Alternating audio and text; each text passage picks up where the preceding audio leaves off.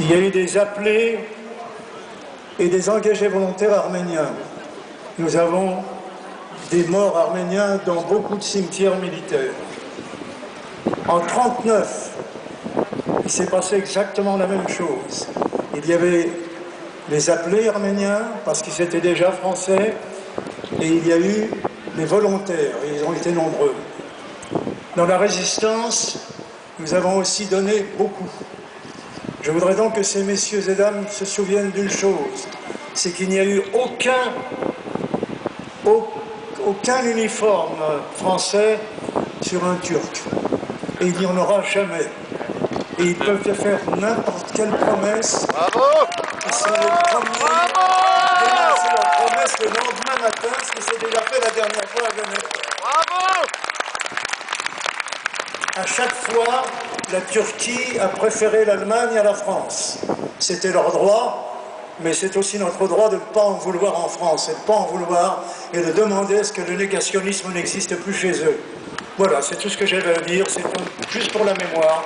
Je ne vous parlerai pas du génocide, il y en a d'autres qui vous parleront beaucoup mieux que moi, mais qui n'ont pas l'habitude de prendre la parole pour des discours, même très courts. Merci d'être venus et continuez.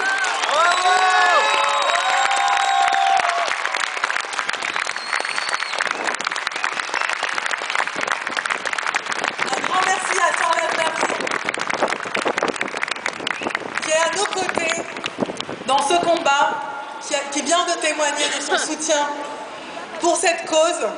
Et on continue tout de suite avec notre intervention. Et j'appelle à présent Serge Klarsfeld, écrivain, historien et avocat, vice-président de la Fondation pour la mémoire de la Shoah. Merci de l'applaudir.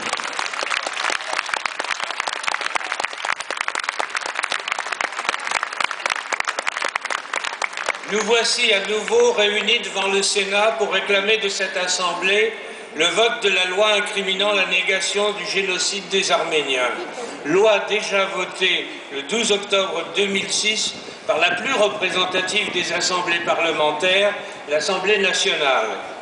Sans le vote de cette loi par le Sénat, nous risquons d'attendre encore très longtemps avant que le gouvernement et la société civile turque n'acceptent de reconnaître la culpabilité des dirigeants de la Turquie de l'époque dans l'extermination de la majeure partie des Arméniens de l'Empire ottoman.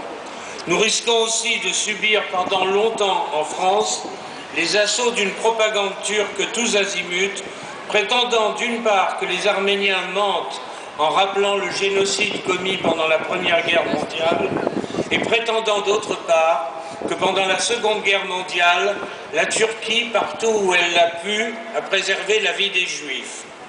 Aujourd'hui, les lois mémorielles sont menacées, y compris la loi Guesso, qui prive d'expression les négationnistes du génocide juif, comme elle devrait en priver les négationnistes du génocide arménien. Si ce génocide arménien avait été considéré comme tel à l'époque par la communauté internationale, si des sanctions pénales avaient été prises contre les coupables de ce crime, j'ai l'intime conviction que les dirigeants du Troisième Reich auraient reculé devant la décision d'exterminer les millions de Juifs tombés en leur pouvoir.